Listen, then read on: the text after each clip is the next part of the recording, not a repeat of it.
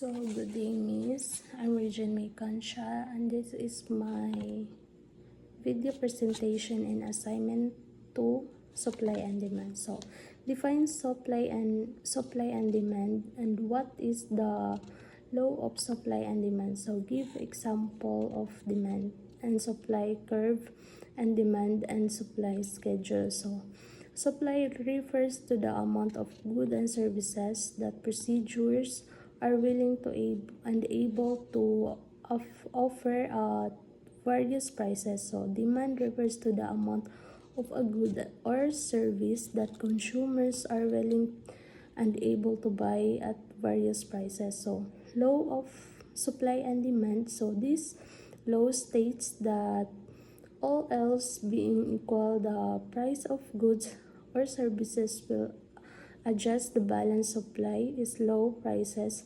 tend to raise. When demand is low and the supply is high, prices tend to fall. So, example of the demand curve. Imagine the price of apples. If the price is high, fewer people will buy them. Low demand. If the price is low, more people will buy them. So, high demand.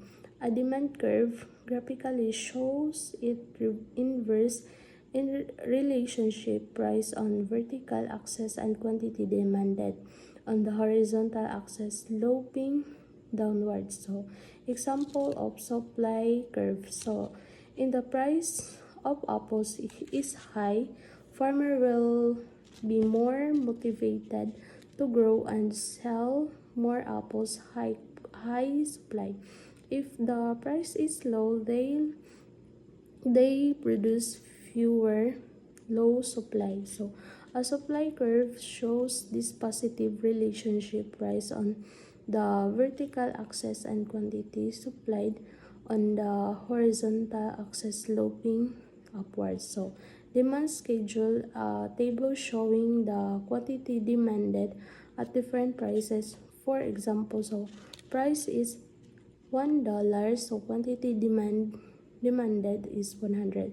So, second is $2 is 80 quantity demanded. So, $3 is 60 quantity demanded. So, supply schedule, a table showing the quantity supplied at different prices. For example, so price is $1, quantity demand is 20. So, $2, the quantity demand is 40. So, $3 is the quantity demand is 60. So, second question is enumerate and explain in your own word the factors that affects supply and demand. So, factors affecting supply: input cost. If the cost of material like fertilizer for apple increases, supply will decrease. Shift to the left.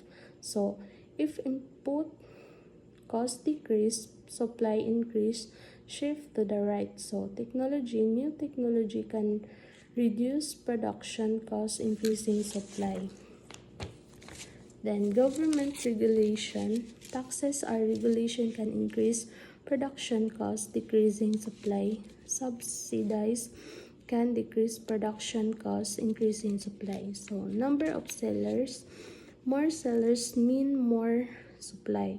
Fewer sellers mean less supply. So, procedure expectation to, if procedure expect prices to rise, they might hold back supply, now waiting for higher prices later. So, factors affecting demand. So, consumer income. If consumer income increases, demand for mass good, normal goods will increase. For inferior goods like instant noodles, demand might decrease as people buy more expensive options. So, price of related goods. If the price of substitute goods like orange instead of apples so decreases, demand for apples will decreases. If the price of a complementary good like apple pie will needs apples, so decreases demanded for apples will increase. So consumer taste and preferences. So changes in fashion or trends can affect demand. So consumer expectation, if consumer expect price to rise, they might buy more, now increasing current demand. So number of buyers, more buyers mean more demand. So fewer buyer means less demand. So the last question is, give instance when will supply and demand shift to the left and shift to the right. So supply shift to the left decreases. So this happens when input cost rise, technology wars, government regulation increase, the number of sellers decreases, or procedure expect higher future prices. So example, drought reduces the apple harvest, shifting the supply curve to the left.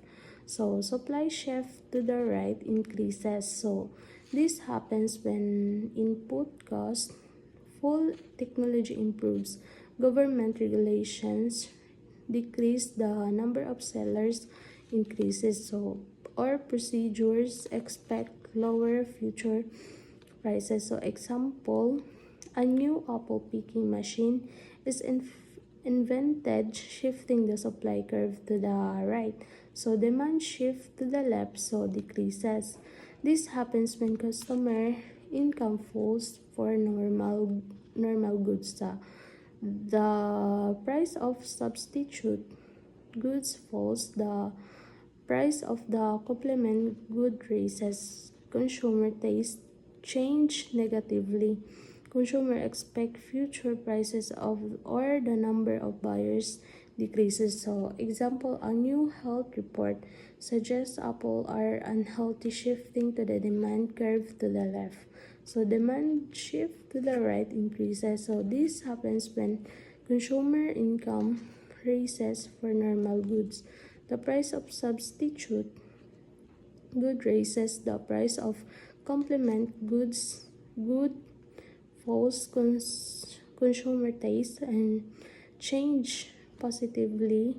Consumer expect higher future prices or the number of buyers increases. Example, a celebrity endorses Apple, shifting to the demand curve of the right.